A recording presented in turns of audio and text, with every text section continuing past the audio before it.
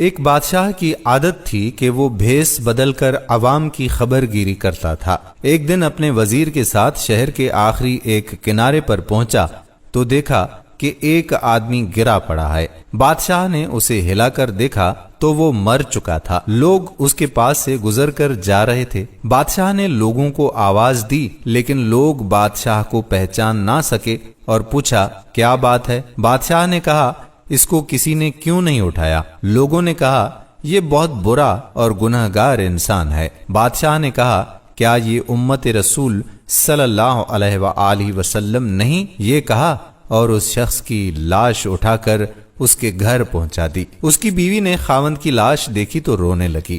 بادشاہ اور اس کا وزیر وہیں عورت کا رونا سنتے رہے۔ عورت کہہ رہی تھی کہ میں گواہی دیتی ہوں کہ میرا خاوند اللہ کا ولی ہے اور نیک لوگوں میں سے ہے۔ اس بات پر بادشاہ کو بڑا تعجب ہوا۔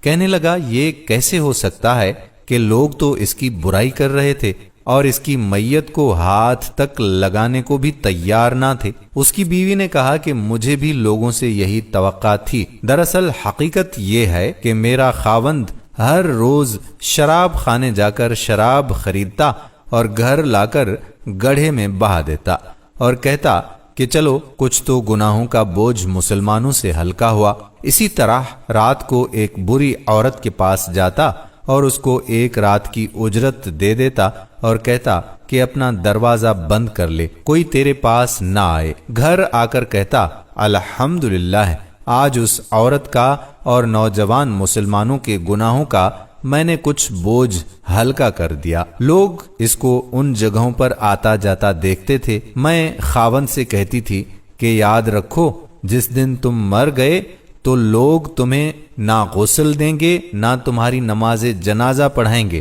اور نہ ہی تمہیں دفنائیں گے۔ وہ مسکراتے اور مجھ سے کہتے کہ گھبراؤ نہیں، تم دیکھو گی کہ میرا جنازہ وقت کا بادشاہ، علماء اور اولیاء پڑھیں گے۔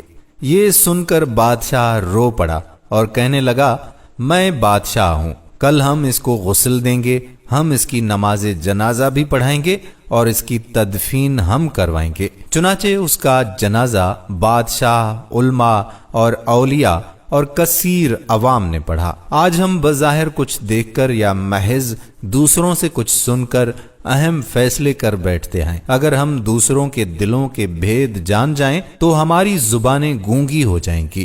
خدا را کسی کو غلط سمجھنے سے پہلے دیکھ لیا کریں کہ کیا وہ ایسا ہے بھی کہ نہیں۔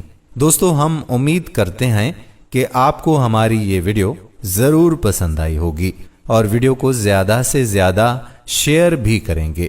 آنے والی ویڈیو تک آپ کا میزبان قادر بخش کلہوڑو آپ سے اجازت چاہتا ہے۔ اللہ نگہبان۔